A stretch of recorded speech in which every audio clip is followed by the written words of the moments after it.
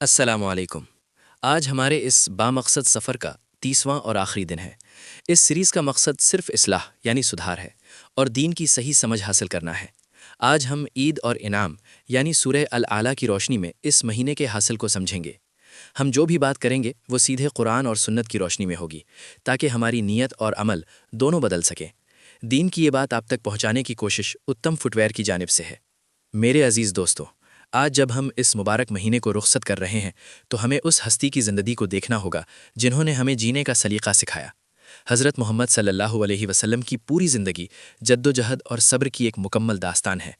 مکہ کی وہ تنگ گلیاں جہاں آپ حضرت محمد صلی اللہ علیہ وسلم پر پتھر برسائے گئے، لیکن آپ کے لبوں پر صرف دعا تھی۔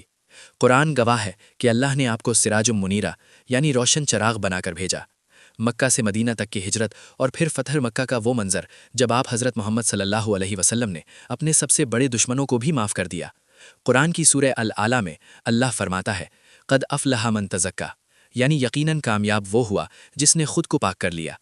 حضرت محمد صلی اللہ علیہ وسلم کا پورا وجود ہی پاکیزگی اور عبادت کا نمونہ تھا۔ آپ نے ہمیں سکھایا کہ کامیابی صرف رمضان کے بھوکے رہنے میں نہیں بلکہ رمضان کے بعد بھی اللہ کی اطاعت یعنی فرما برداری میں ہے۔ کلید ہے، یہ اللہ کی طرف سے مومنوں کے لیے انعام کا دن ہے، لیکن یاد رکھیے عید کی سنتیں ہی ہماری اصلی زینت ہے۔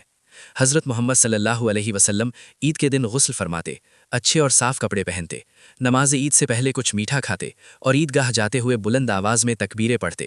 ایک راستے سے جانا اور دوسرے راستے سے واپس آنا، یہ سب وہ سنتیں ہیں جو ہمارے اعمال میں برکت لاتی ہیں۔ میرے بھائیوں، رمضان رخصت ہو رہا ہے، لیکن اللہ ہمیشہ ہمارے ساتھ ہے۔ جو تقوی، جو نمازیں اور جو جھوٹ و چغلی سے بچنے کی عادت ہم نے ان 30 دنوں میں ڈالی ہے اسے کل توڑنا نہیں ہے۔ اگر ہم نے رمضان کے بعد نمازیں چھوڑ دیں تو گویا ہم نے صرف ایک رسم ادا کی۔ مسلمان وہ ہے جس کا اخلاق اور عبادت ہر مہینے رمضان جیسی ہو۔ یہ 30 دنوں کی کوشش ایک مشق یعنی پریکٹس تھی تاکہ باقی 11 مہینے ہم بہترین انسان بن سکیں۔ آج اس سیریز کا آخری دن ہے۔ ہم نے ایک چھوٹی سی کوشش کی کہ قرآن کی کہانیوں سے اپنی اصلاح کر سکیں۔ اس دوران اگر مجھ سے کوئی غلطی ہوئی ہو، کوئی بات دین کے خلاف نکل گئی ہو تو میں اللہ سے توبہ کرتا ہوں اور آپ سب سے بھی معافی چاہتا ہوں۔